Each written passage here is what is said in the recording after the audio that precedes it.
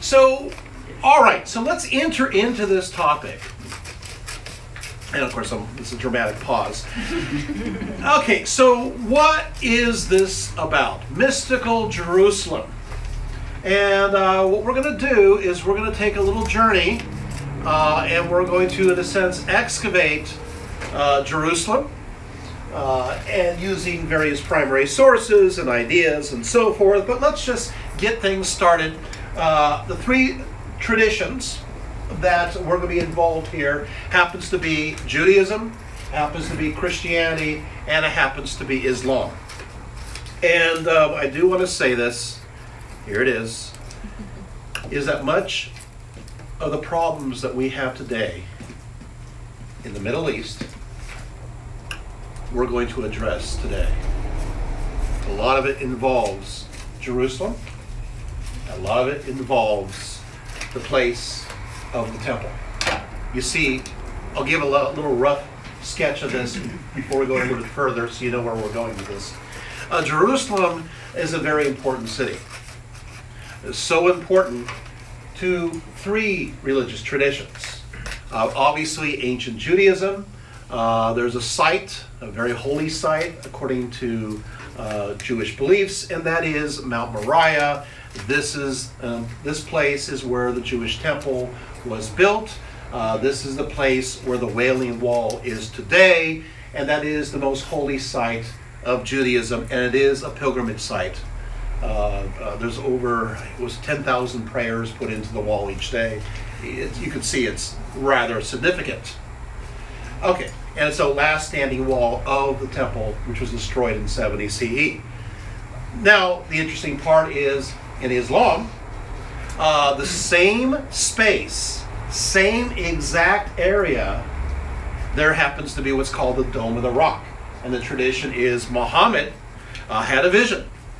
And he was carried away from Mecca to Jerusalem, and he stood upon this rock of foundation. He rose up into heaven and was declared the final seal, the final prophet of all, by the prophets of ages before. Is this making sense?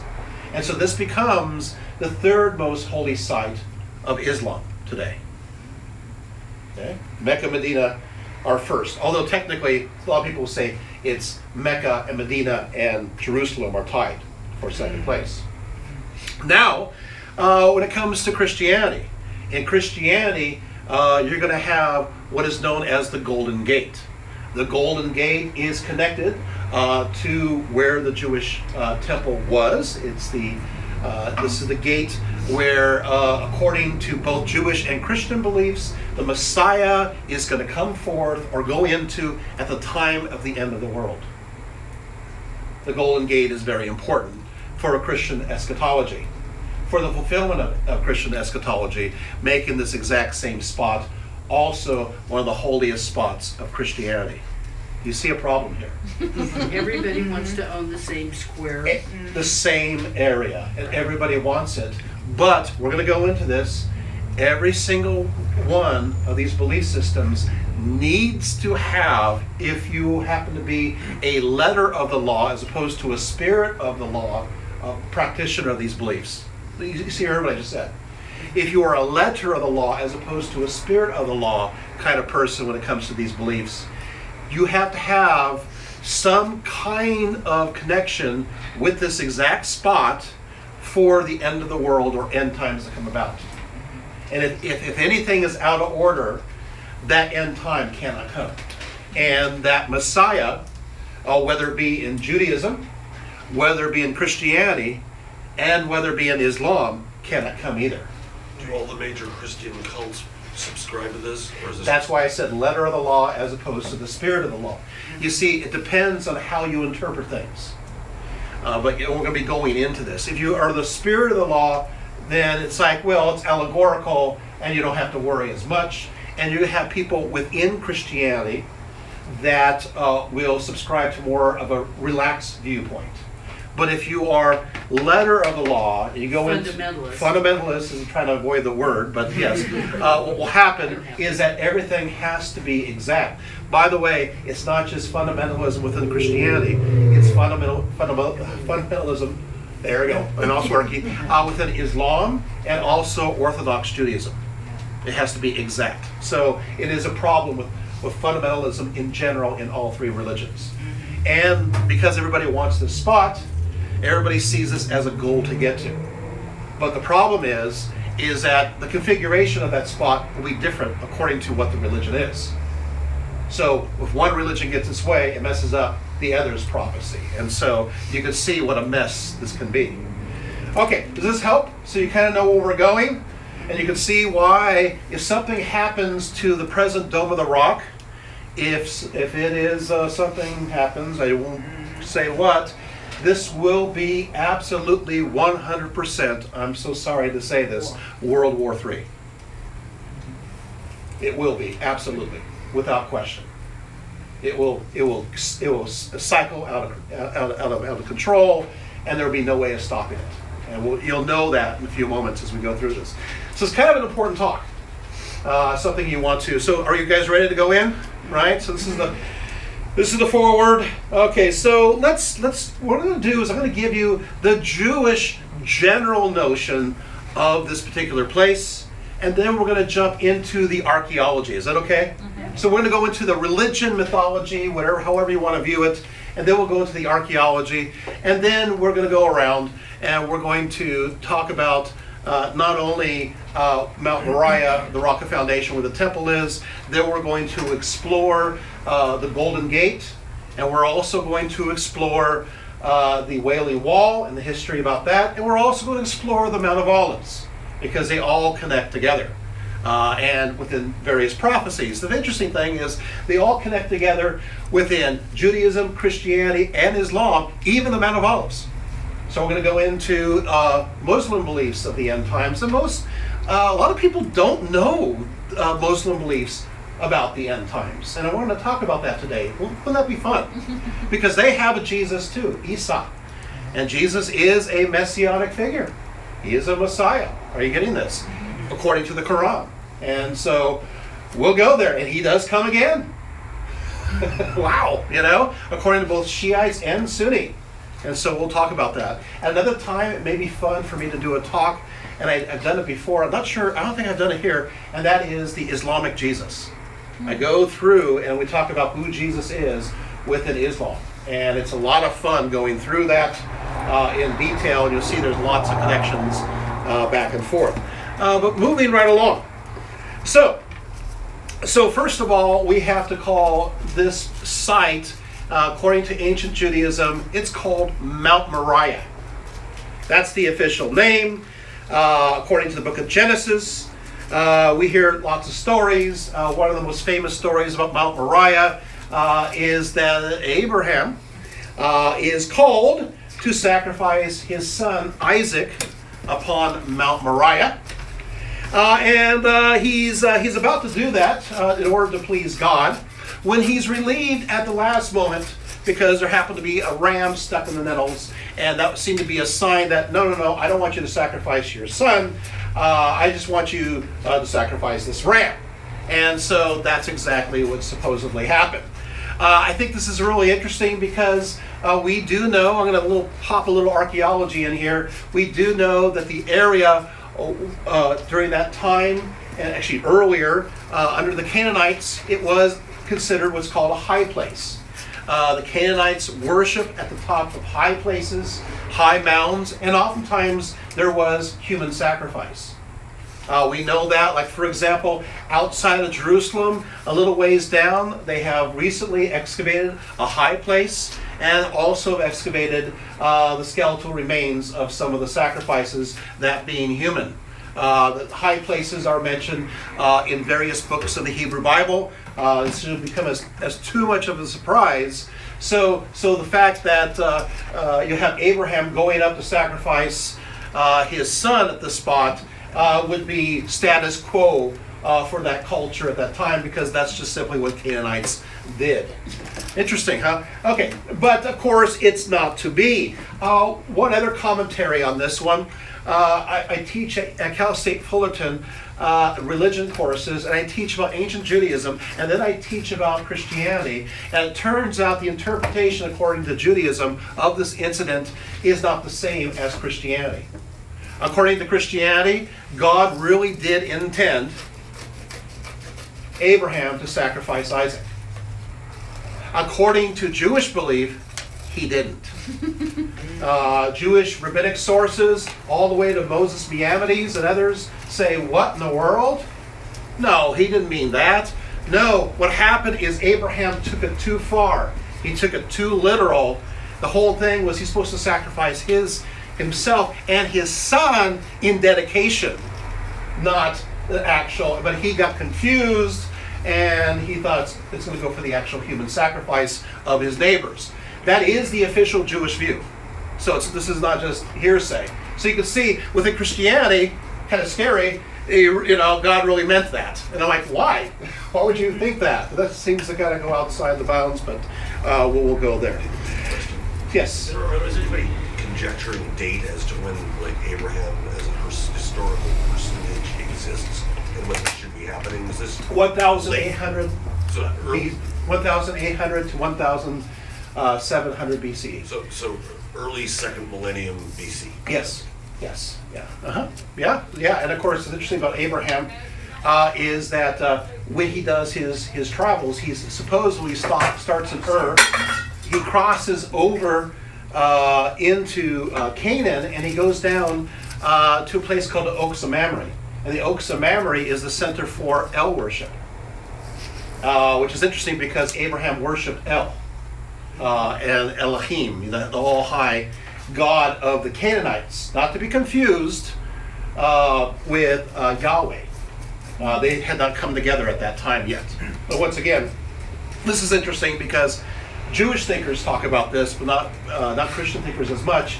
And that is, in fact, there's sections of the Hebrew Bible where they say this is the El texts and these are the Yahweh texts. And you'll see that they'll repeat the same stories in Genesis or Exodus. And they'll say this part is written by this group who are the El people who are connected to the indigenous Canaanite religion, as opposed to the Yahweh group, which are a tribal religion that comes in later on, and the two amalgamate together. Just kind of throwing that one in for fun. This kind of thing, believe it or not, is taught within various Jewish schools. You're going to have school kids know this, which I think is interesting because I find that out in my classes at Cal State. I knew this, and then many of those who are Christians go, I haven't heard this before. So they do a good job when it comes to education in this area. So anyway, yes. You said that Jewish interpretation goes as far back as Moses Maimonides. Moses Maimonides. So basically, you're going to have a tradition that starts in the 10, 11, 12, and 1300s in Spain, but you have an earlier group of interpreters that goes to the Midrash Tehillim, so going back into the 2nd and 3rd centuries CE. So it goes all the way back to rabbinic sources. Yes, I answered the question. Yeah. Is that helpful? So we got that far, right? All right, so what will happen is we're back to Mount Moriah. Okay, so what will happen here is Mount Moriah is also known as the foundation stone, according to by both Jews and Muslims. According to Jewish belief, the foundation stone was mystically located at the very center of the universe. So this stone, upon which later on the Jewish temple will stand, and upon which the Holy of Holies will be established, was considered the seed, the cosmic seed from which the world burst forth. And that's why it's the foundation stone. It is the center of the universe, and everything came from there. In fact, why don't I just go ahead and read the Midrash Tanhum, written in the Roman era, so around the 200s CE. It says as follows about the foundation stone. As the navel is set in the center of the human body, so is the land of Israel the navel of the world. situated in the center of the world, and Jerusalem in the center of the land of Israel, and the sanctuary in the center of Jerusalem, and the holy place in the center of the sanctuary, and the ark in the center of the holy place, and the foundation stone before the holy place, because from it the world was founded, unquote. So everything started right there. So it's important also, the same sources, the Almighty created the world in the same manner as a child is formed in its mother's womb, just as a child begins to grow from its navel and then develops into its full form, so the world began from the center point and then developed in all directions. This navel was indeed the holy temple and foundation stone. So you're going to have, so everything starts to, we also have another source, and that's the Koleth Rabbah 1:1. Yes. These are sources from early Jewish rabbinic sources. Early Roman era, though. Yes. So it's Second, not like what they were doing in the early first millennium. That's what we're going to do the archaeology later on. Yes. So I'm doing the mythology, religion aspect first, and then we're going to go back and see what really was there, if that makes sense. So we got to go into the mythos. Otherwise, it'll be just kind of like downhill. It's like, wait, high idealism and then pragmatic followings. According to the Kabbalist Zohar, so now this is obviously the Kabbalah, right? Goes as follows: the world was not created until God took a stone called Even Ha-Shetia and threw it into the depths where it was fixed from above till below, and from it the world expanded. It is the center point of the world, and on this spot stood the Holy of Holies, unquote, from the Zohar, right? And of course, in fact, it continues and says that the foundation stone was surrounded by angels. At the time of sunrise, these cherubim stand in this place, raise their wings upward and spread them, and the sound of the melody of their wings is heard.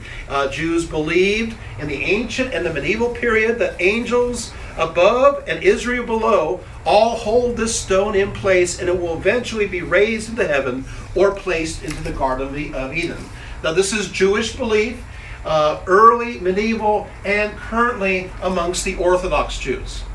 So this continues within Jewish Orthodoxy and amongst many of the conservative Jews as well. Not so much Reformed. Sometimes they eat bacon too. Okay, so is this okay? Is this making sense, right? All right, so you can see, kind of important from a religious standpoint. That's what we're establishing with the foundation stone. You can see its significance. Of course, according to Jewish belief, the name Jehovah was actually inscribed on the foundation stone itself. The book of Ecclesiastes proclaims that God has made everything beautiful in its time. Also, he set the worlds in their heart, yet so that man cannot find out the work that God has done from the beginning to the end. And then rabbinic sources adds a gloss. It adds a little extra. During the rabbinic period of the 200 to 300 CE, they're going to go through this. They're going to add glosses to help explain a little bit further. I'm going to read the gloss. It says as follows. This hints of the divine name on the foundation stone. The divine name was engraved on the foundation stone, and the Lord guarded it in great secrecy, so as not to arouse the evil inclination in the hearts of men, who would desire to know with help all that shall come to pass in the end of time until eternity. So basically, you learn the name, the mystical name that's on this foundation stone. You will know the name of God, and you will know what happened in the beginning all the way until the end. Isn't that interesting? So this is, again, Jewish beliefs, and again, this continues all the way to 2019 if you're from the Orthodox perspective. Now, you can imagine what will happen, that the alleged name of God is on a stone, the secret name that nobody knows. Everybody likes a secret, right? You know?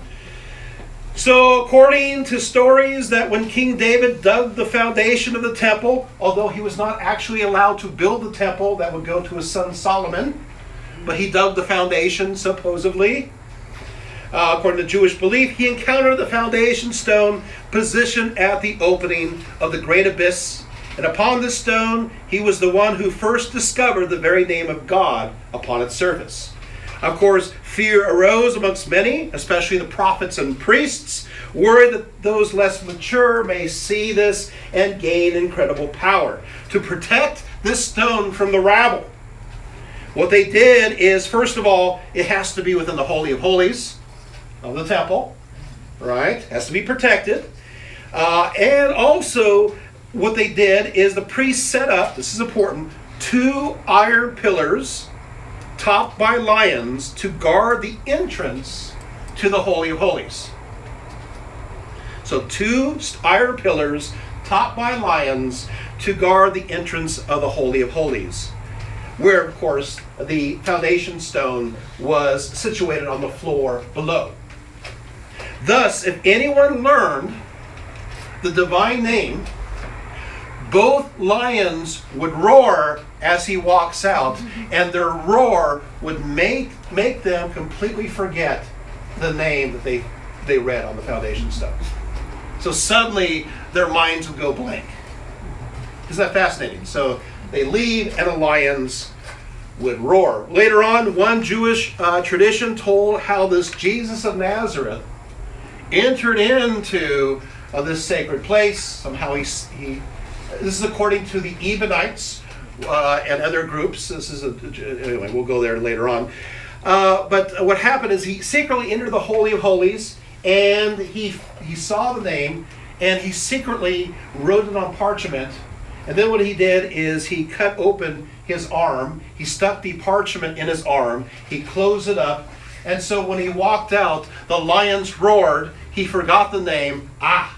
But then he opened up the wound right here and read the parchment, and he found the holy name of God. And that's how he's able to be a great magician and do miracles and fool everybody. Remember, this is not a very positive source. This is very anti-Christian, but you get the idea. So this is fascinating. All right, so there you go.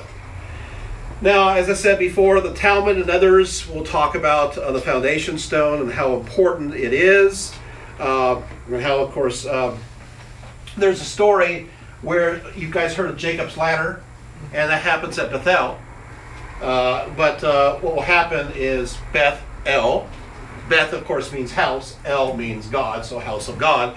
But a lot of people, I've been to Bethel. It's north of Jerusalem, so I've been to the site. But a lot of people say that's not the site. Bethel refers to the house of God, and so it refers to the spot of the foundation stone. So Jews are often kind of torn in between the side of Bethel or the side of the temple. And so there are stories regarding that. So that means that the vision of Jacob and the angels going up and down the ladder supposedly connects to the site, which means in many ways it's a mystical vortex, in a sense connecting heaven and the earth. And so this is where many Jewish mystics have this notion, but there you have it. Next. Oh, we're covering quite a bit. Oh, wow, there's a lot of, okay. We can talk about what happens. Basically, according to the Hebrew Bible, when Abraham arrives in the area, he's at the Oaks of Mamre, he goes down to Hebron, he meets with a certain Melchizedek. Melchizedek, of course, is the high priest of El in Jerusalem. Now, I think that's interesting. And according to the book of Genesis, Melchizedek, who worships the god El, and Abraham worship exactly the same God. No other. So that means that officially in Genesis, El, obviously Elohim, is God. But the funny thing is, this is a Jebusite site. Jebusites are not Jews. They're a Canaanite branch, which means that Abraham is agreeing that he's embracing a Canaanite god, as seeing it as his own, according to the book of Genesis. And I find that really fascinating. Other parts about this is, again, Melchizedek is connected to Mount Moriah, which is connected to the foundation stone, which is a high place that's dedicated to who? Well, of course, El, right? But you see, according to the Canaanites, many of the Canaanites believe that you cannot make graven images of the sky gods. You can make images of any others, but you can't make it of the sky gods. That's Canaanite beliefs. So what they did is, instead of making an image, what they would do is they set up a stone called a Mazaboth Stone. And these Mazaboth stones, these standing stones, represented the sky god. And so you had these Mazaboths all over, still today, standing throughout Israel, into the Negev, and into Arabia. These stones, of course, are connected to the god El. You got this? And so this is an El site. Now, I want to go through this. So you know, El, also they call it Elal. And as you move south, it becomes Allah. Allah and El is the same word. It's a Semitic word. As we go down, there is a standing stone that happens to be dedicated to the All-High God in a place known as Mecca. And that's still there to this day. It's called the Kaaba stone. Is that making sense? So this is part of this ancient tradition. Yes? So what of the other Semitic deity, Baal? Would that be similar? He is in the lower heavens, and because he's lower heavens, you can make images of him. So they have him holding lightning, and Right, he's a fire god. he's a fire god. He's lower, but the all-high God, the Ancient of Days, the Holy of Holies, the one above all, an image cannot be made. So It's- lowercase g. So lowercase g, but sometimes he's the sun, Okay. you know, and sometimes, you know, then there's of course Asherah, which is connected to the of course, obviously the fertility goddess, and sometimes they put Baal and Asherah together, and sometimes they put Asherah and with El, and so you're going to have different contexts for that depending on which. It's interesting because I had a chance to go to a place called Arad in Jerusalem, and I actually saw two standing stones placed together, and one was dedicated to El, but in some cases they say that's actually Baal, and the other one's dedicated to his Asherah. And so I've actually been there, seen it with my own eyes. So yeah, it's kind of cool stuff, right? So, and we'll talk about other things I've seen too. Is this fun? Yeah. Okay, so let's keep on going. What will happen is that this site will later on, the Jewish temple is built on top of the site, on top of Mount Moriah, on top of the foundation stone. And the Holy of Holies is supposedly located directly above this foundation stone. Now, of course, you're going to have Jewish archaeologists arguing back and forth, saying, no, the Jewish temple wasn't located where the Dome of the Rock now stands. It's located more toward the Antonia Fortress. Others will say, no, it's located more near the Al-Aqsa Mosque. And they fight back and forth. I think the easy way out is to take a look at the fact that, you know what, temples need to have water, purification. And the thing is, we can trace the aqueduct to the site of the Temple Mount, and it looks to me it's heading directly for where the Rock of Foundation is. So I don't know, I think that people like just making controversy. It does, and if you take a look at the Rock of Foundation today, according to Muslim beliefs, and I have actually seen it, I've actually been to the Dome of the Rock, I've actually been inside, kind of cool. I can tell you it's a pretty interesting stone. And it has a lot of interesting parts about it that were chipped away throughout ancient times. This is interesting. So it does go back quite a ways. Okay, so what will happen is the Jewish temple is finally built by King Solomon, supposedly. I think it's fascinating because when it is built, we do know, a lot of people don't know this, we do know what exactly happened in the Jewish temple. We do know how they worshipped. Is this fascinating? You want me to tell you how they did it? All right, so let's get into this because I want to give you a little bit of a background on this. Okay, so what will happen is as follows. And of course, I'm going to make sure if I don't have this, then I'll have it memorized anyway. Okay, so what happens is that this is according to the Mishnah. That's a pretty great source. Again, another Jewish source that's very well recognized and going into the rabbinic period, which is the Roman to late antiquity. It goes as follows. According to Mishnah, every morning the priests purify themselves and then they decide who's going to do what duty by casting lots. That's right. They cast lots. Because you're going to be doing this today, you're going to be doing this today. Okay, you're cleaning up that, you're cutting up that, you're doing the prayers, you're not. Moving on. Everything is gambling. I got to tell you, that'd be an interesting talk, is gambling, throwing dice throughout history, because there's quite a bit of that throughout time. Of course, you have them throwing dice over the robes of Jesus, right? I mean, everybody likes dice. And you have the also, when it comes to oracles, they actually have oracles where you throw the dice, and what you see in the dice, you read up, and that's your oracle that you have. They're called dice oracles. And pagans had it, and Jews had it, which I think is fascinating. I've seen one also at a place called Termosus, which is in southern Turkey today. It's written on the wall, and there it all is. It's like, I throw the die, and hey, look, I got Kronos, World Eater. Great. It's not going to be a great day for me.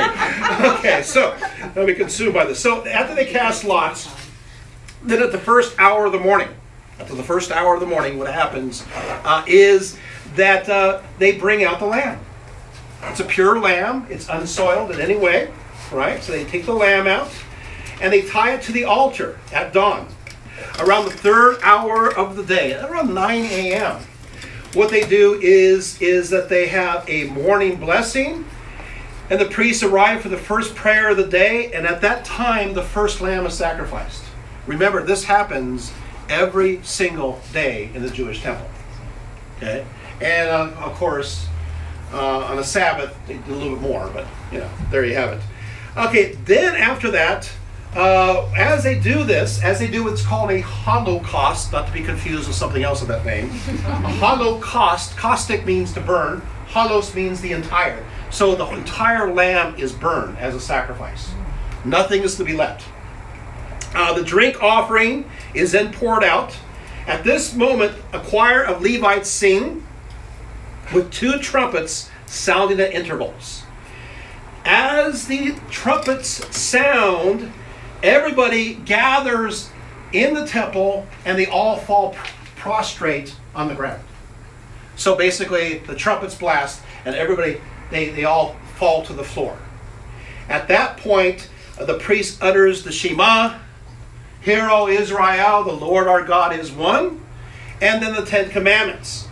And then they all get up again, and the trumpets blast, and everybody falls flat on the ground again, fully prostrate, and once again the Shema and the Commandments are read. Isn't that interesting? So you can imagine this sight, pretty epic, right? Well, after that, and of course the choir is singing, but they stop singing when everybody falls forward. It's the whole mood of things. Now around noon, that's when everybody brings in their sacrifices.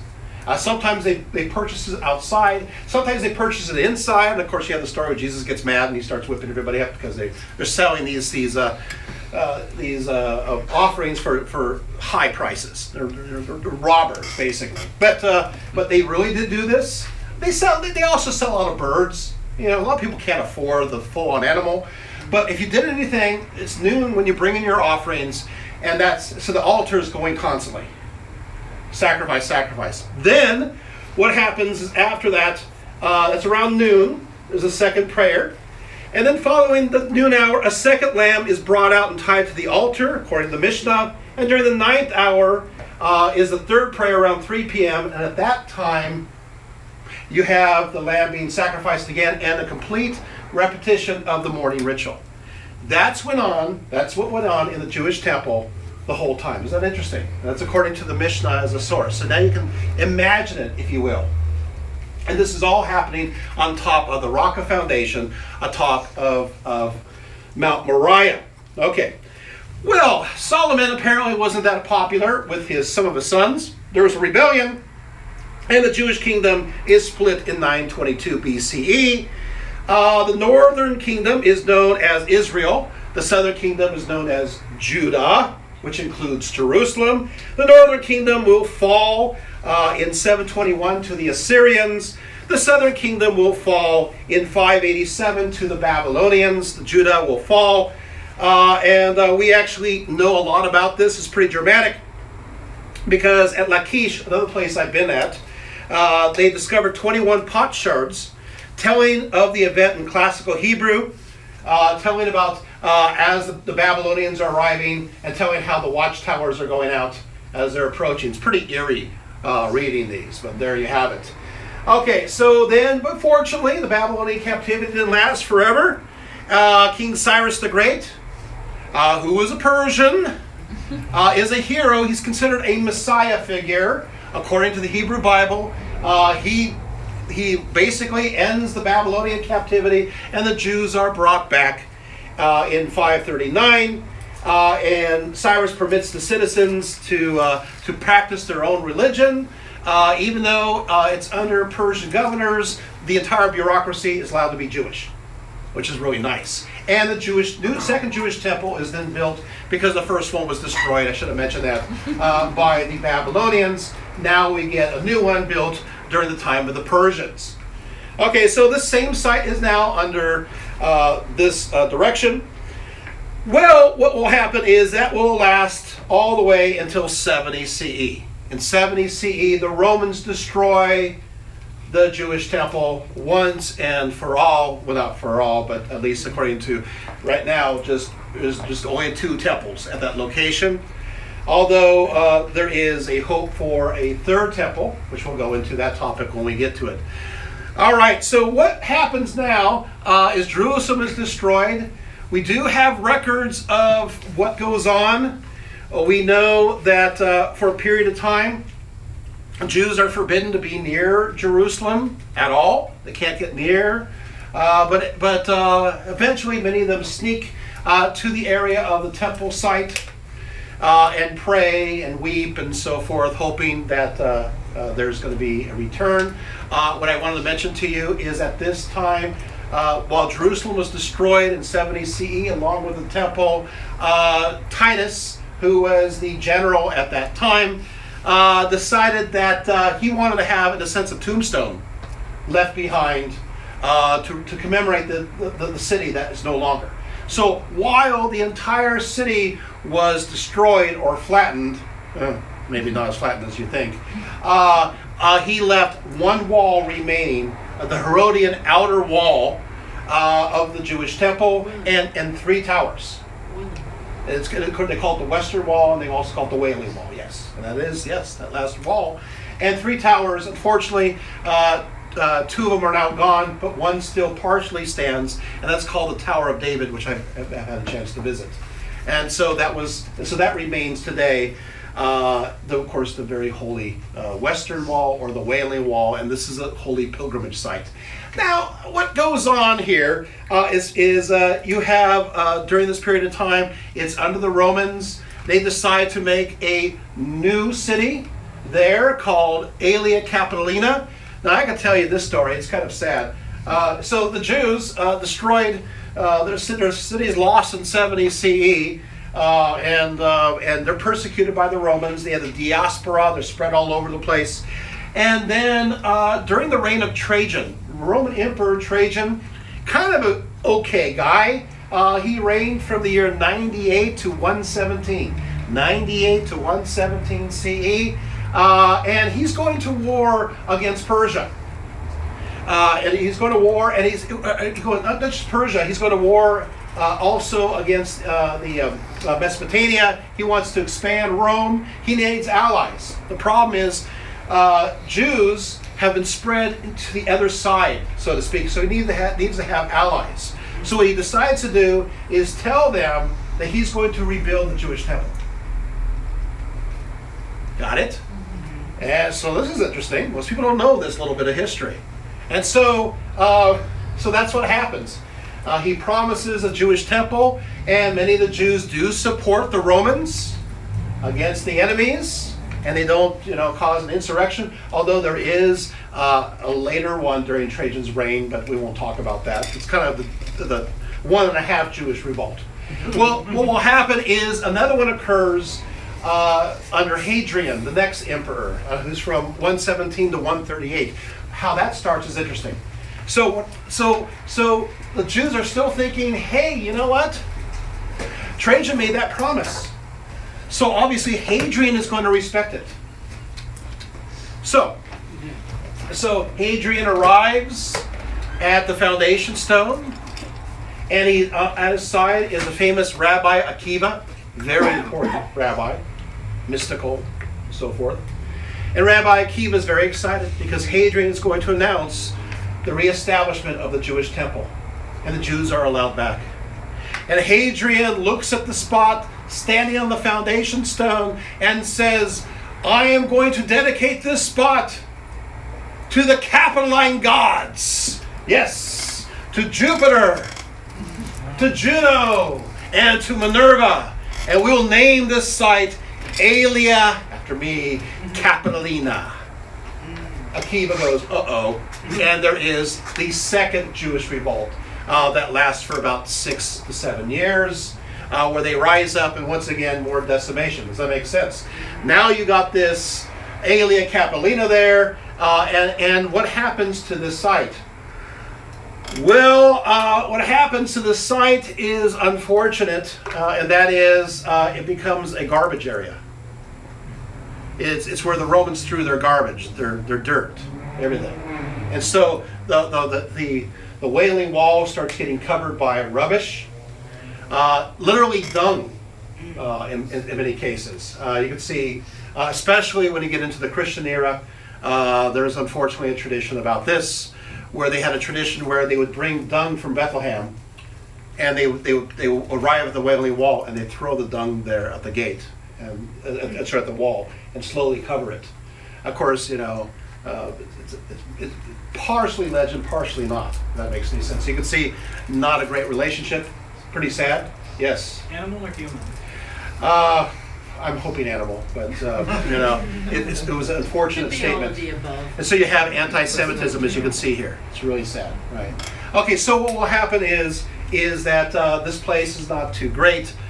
Further in, you still have the rock of foundation, and I'm hoping there's not a lot of dung right there in the rock of foundation. We know it's by the Whaley Wall, because we get, of course, to the story of Muhammad, right? And we will go there in a little bit, but I think we've kind of set things up. Is that okay? We did the Jewish tradition, and we will, don't worry.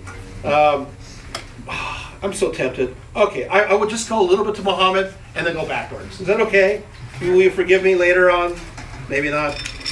Okay, so Prophet Muhammad, what happens is that he's asleep in Mecca, and he goes forth in what's called a night flight. He is mystically transported to the Rock of Foundation, which is in Jerusalem, and upon a holy steed. This holy steed it's like a horse, has mighty wings, and it's called a barak. Yes, that's what you think that means. Yes, the barak. And that's the holy steed. And then what he does is he sits upon the holy steed and it sets off from the Rock of Foundation into the heavens, where he is declared the final prophet by all. In fact, he meets supposedly Moses up there. Moses is weeping, saying, "You're going to have more followers than me." So we all of them. The ones that are recognized by Islam, you're going to have Abraham, and you're going to have Moses. Elijah is very important in Islam, and of course Isa, Jesus, is there too. So they all declare him. So this is kind of an important moment in Islam, because even though he's recognized as a prophet by many, this is a mystical prophecy by all the prophets of the past, and so he is the final prophet of all. He's the culmination of all their ideas, and that happens at this site of the Rock of Foundation, which happens to be the exact site of where the Holy of Holies is and where the Jewish temple is. Do you guys see a problem yet? Right? Just a slight one, right? Okay, let's call this the moment of witness at this point. Of course, according to one Muslim by the name of Bet el Maqdas, when Muhammad stood upon the foundation stone to ascend into heaven, the stone itself began to rise up with him, forcing the angel Gabriel to hold down the stone with all his strength, crying out, "Your place, O stone, is on earth. You have no part in the prophet's Garden of Eden." For centuries, many Muslims believed, and some to today, that the footprints of Muhammad is literally on the foundation stone. When I saw it, somebody said, "There's the footprints." Right there, you can see it, of Muhammad just before he went up. And I'm thinking, what was he on a horse? But whatever. So you can see it there. Local Arabs call the print Qadam and Nabi, or the heel of the prophet.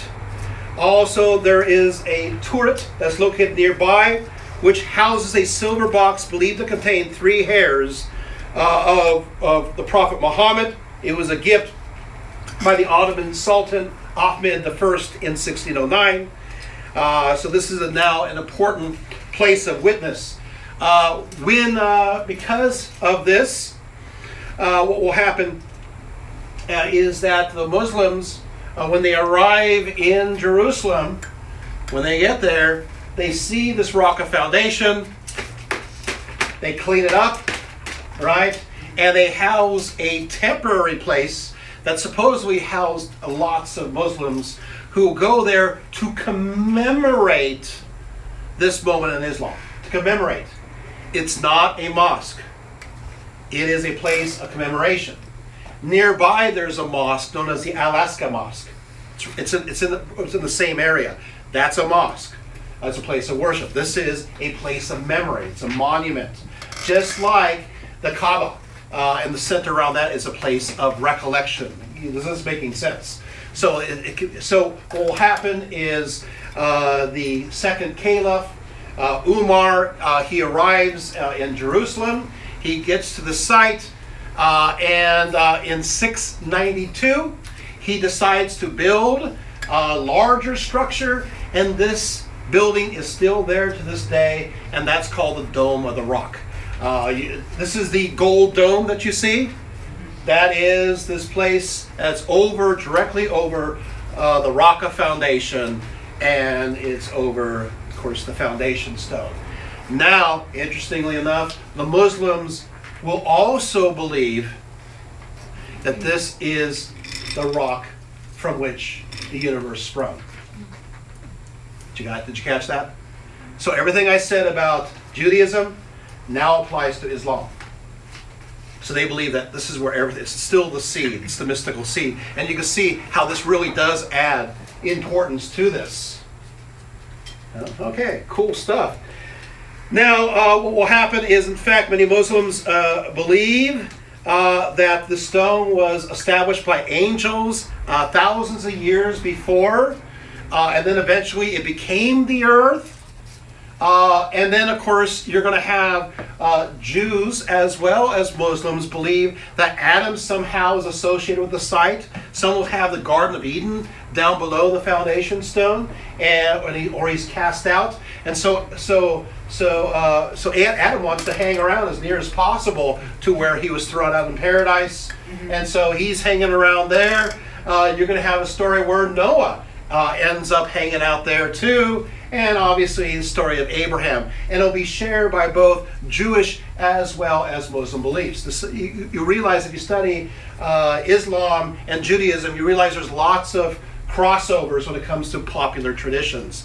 And they cross-pollinate. In fact, what will happen according to Islamic beliefs is that at the end of time, the Raqqa Foundation of Jerusalem will meet, as the world folds over, the Kaaba stone of Mecca. And then there'll be a new earth in the heavens. Is that interesting? So the two will supposedly mystically meet. Do you think that this is kind of an important site to Islam? Maybe just a little bit, right? So you can see why this is important. They call it, sometimes they'll have it on Resurrection Day. And I said, of course, Jews will believe exactly the same. as well. We take a look at the foundation stone. It is punctuated by a tunnel, and there's a cavern.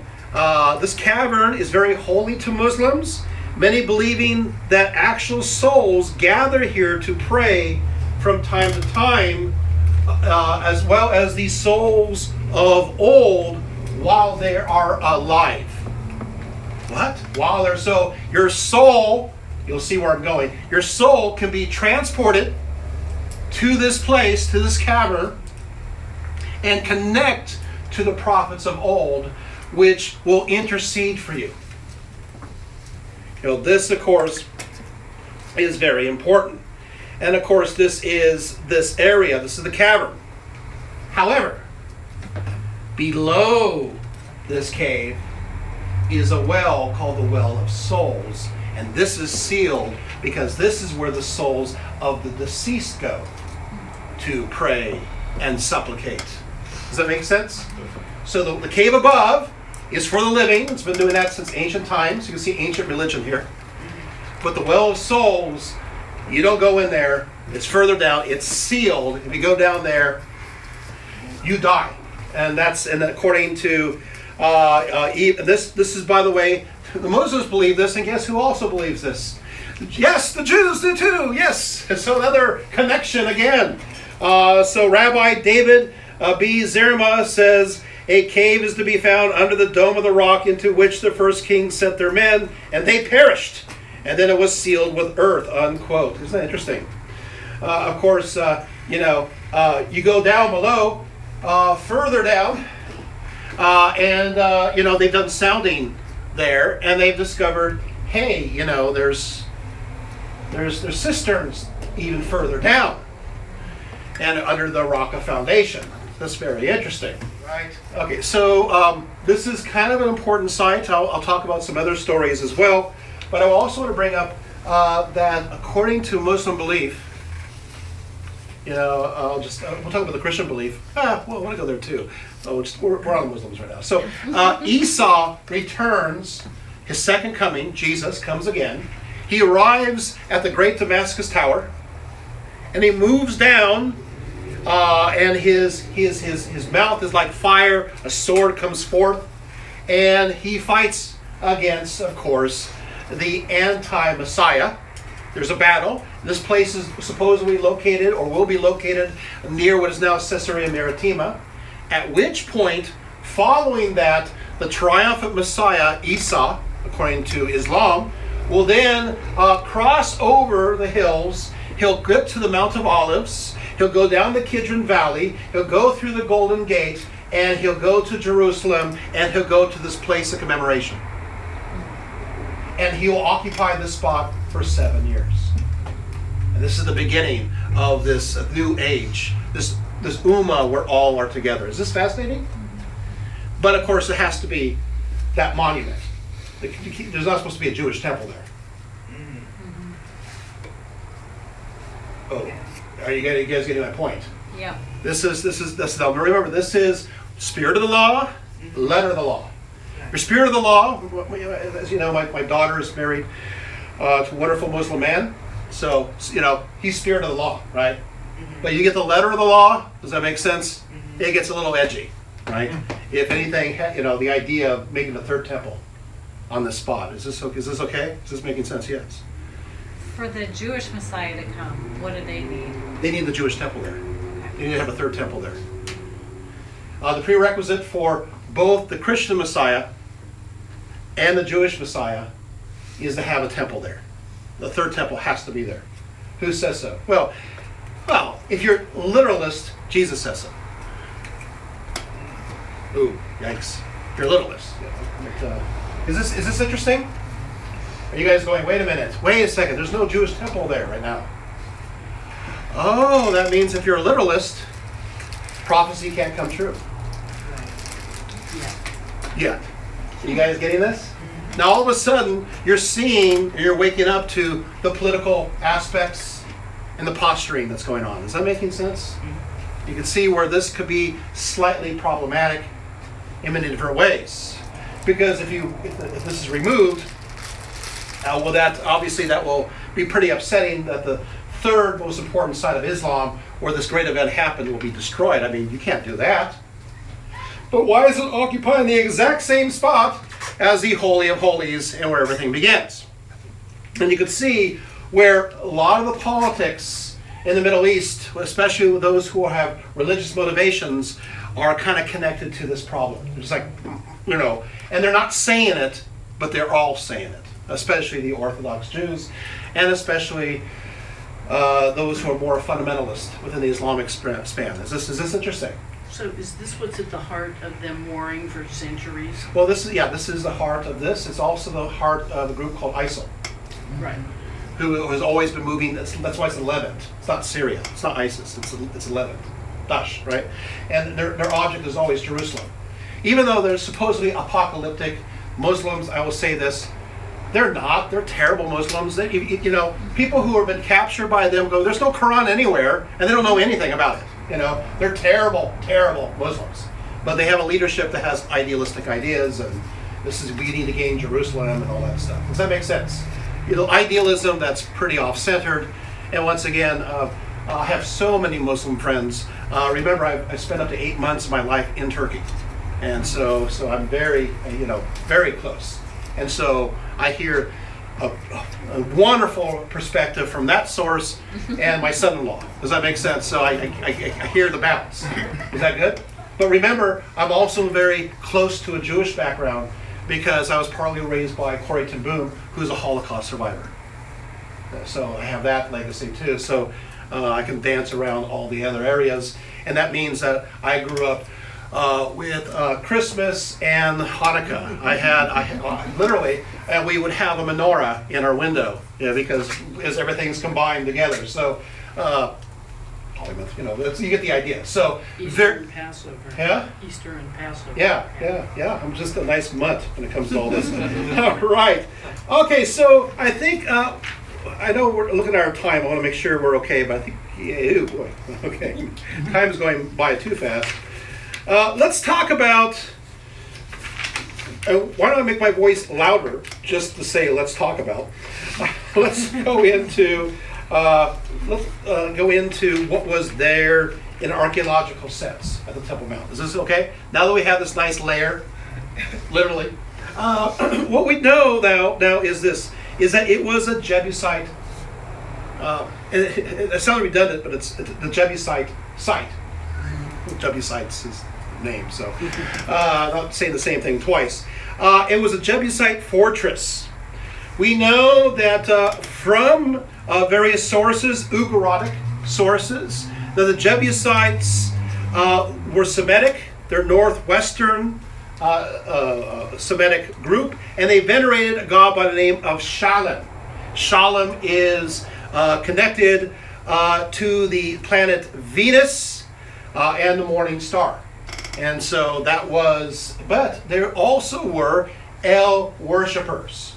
So they worship both the planet Venus and they worship El, the one most high. Now, I want to make it very clear, this site was occupied for a fact long before the Jews were there.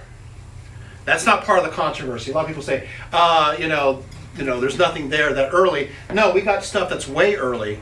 The problem is later on. We'll go there in a few seconds. So what will happen is we find materials from the 14th century BCE. In fact, we found an Akkadian cuneiform script from this area, and it was a letter written to Pharaoh from the king of Jerusalem. And this is a monarch that lived 300 years before Saul, David, and Solomon. And he's writing to the Egyptian Pharaoh. This is fascinating. Well, also, this is the 1300s, also we know from the Amarna texts in Egypt that by Amenhotep III, 1391 to 1353 BCE, and Amenhotep IV, 1353 to 1337, who will later become known as Akhenaten, the great monotheistic pharaoh. We have not just one letter to the king of Jerusalem during the 1300s BCE. Get this, hold your breath, not too long. Okay, 6 letters. So we absolutely know that there's somebody there. So we got 1 letter found in Jerusalem going to, and 6 going back. Is that making sense? So yes, but wait a minute, it's an Egyptian site? What? Because the Egyptians owned, during the 1300s, they owned the area of Canaan. It was theirs to manage. And so the pharaohs ruled that area as part of Egypt. Isn't that fascinating? And this area was connected to the Jebusites. Okay, so but the problem is, and it is a problem, is that when we get to the time of the 10 into the 900s, when there's supposed to be now the arrival of the Israelites, we couldn't for a very long time find anything. It was like a gap. And then it starts again going into the 800s and 700s. And nobody doubts Hezekiah as a king of Israel. We got lots of Middle Eastern source about him outside of the Bible. So that's not even contested. But what about this earlier period? So what happens is that recently they found a Jebusite wall. They thought it was a lot newer, but it turns out that we found Phoenician-style ivory from 1050 to 780 BCE around this wall. And so, yes, but still there's not much. Now, I've been here to the city of David when I was there because I want to do everything. I want to measure things, and I didn't have anything to measure it with. So I had a little sock puppet. And it was a yellow sock puppet that had like a little hat with a little red beanie. And what I did is I literally threw the sock puppet into different places of the city of David so I could figure out how big everything was. So if you look at my site for pictures of the city of David, it's like, let's find the sock puppet. It's like, oh, there it is. I'm sorry. Okay. So moving right along. So we do have that. As it turns out, also in 1993, they found an inscription at Tel Dan, and I've been to Tel Dan as well, in northern Israel, and they found an inscription saying Beth David, or House of David.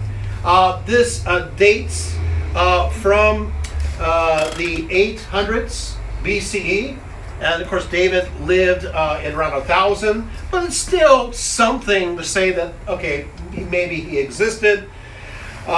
We take a look also around Jerusalem. There are finely carved tombs. But the problem is with these tombs, we take a look at them, and they look like, they say, oh, this is where all the Jews, the priests, and everybody else was buried. These early tombs that seem to be from the 9th to the 7th centuries. The problem is that the stone benches are carved with headrests that are modeled upon the wigs of Hathor. So it tells me, it looks like there's some Egyptian influence still going on from an archaeological standpoint. However, when we get to Hezekiah, yes, Hathor. Before we, there's a certain amount of thought that that maybe you can debunk that before David built the temple, started the temple there, that Jerusalem was not even the seat of the Hebrew religion. It was Hebron. Yes, it was. And so what they did was move it. Yes, they did. And that there was resentment apart on the people in the valley of Hebron as a result that persists to this day. Yes, there is. Yes, and also the Oaks of Mamre, which is near Hebron. And the Oaks of Mamre, of course, these are holy oaks that are connected to the worship of El. And in Hebrew, the word for oak and the word for El share the same root. Bad joke. So this is still current, like this is not the seat of Hebrew religion until King David. Yes, yes. So you still have that notion. Yes, oh, absolutely. Yeah, and of course, somebody saw down but the oaks still grow. But yes, it's been Constantine's mother, Helen, made a site, a pilgrimage site there, and it's a fun place to visit. Yeah. Okay. So here we go. When it comes to Hezekiah, we do find references to Shebna, the steward treasurer of King Hezekiah, in inscriptions. So that's good, and we find quite a bit of others. Also, Zechariah, the father of prophet Jahaziel, which appears in 1 Chronicles 20:14. We find inscriptions for him. So we do find some correlations to later Jewish writings. So we're talking about 2 Kings, and going into the later period. But it's still fascinating. When it comes to Hezekiah himself, obviously he's mentioned quite a bit in other sources. So if anybody doubts Hezekiah as a king of Israel, I'm just like, well, okay. I'll just go ahead and read. King Sennacherib of Assyria and his inscription. You guys ready? Okay, this is of course the Assyrians. They have nothing to gain by talking about Hezekiah. It says, "In my third campaign I marched against the Hatti. As for Hezekiah the Judean, who had not submitted to my yoke, I besieged 46 of his fortified walls and surrounded small towns, which were without number. I took out 2,150 people, young and old, male and female, horses, mules, donkeys, camels, cattle, and sheep without number, and counted them as spoil. Himself, Hezekiah, I locked him up within Jerusalem, his royal city, like a bird in a cage." I would say this would be a hostile witness. But it is an outside witness. So there is for sure. Somebody says to you, there's no such things as the kings of Judah. No, we got tons of sources. Is that interesting? When we talk about, we do talk about the Hebrews, and when we talk about the Hebrews and the Hyksos, I want to tell you ahead of time, there are over 200 references to the Hebrews from ancient times. So anybody says they didn't exist, we have 200. So they did exist. We'll go into that. Isn't that fascinating? You'll have fun when we get to that talk later on. Okay, so you're going, okay, Dr. Rietveld, I think we have down the temple, but let's go somewhere else. That's called the Eastern Gate. This is known as the Beautiful Gate. Muslims call it the Gate of Mercy. It's known also as, of course, the Golden Gate by Christians. It is a holy site according to all three religions, and it is the entrance into the Temple Mount area. It's the main entrance. Okay. Now, of course, today it's all sealed up, and I'll tell you that story in a little bit. Sorry.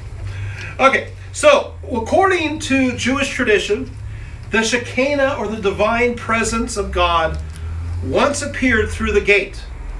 Yet according to Ezekiel 4:1-3, the Shekinah, it says this: "Then he, the Lord, brought me back by way of the outer gate of the sanctuary, which faces the east, and it was shut. And the Lord said to me, the gate shall be shut, it shall not be opened, and no one shall enter by it.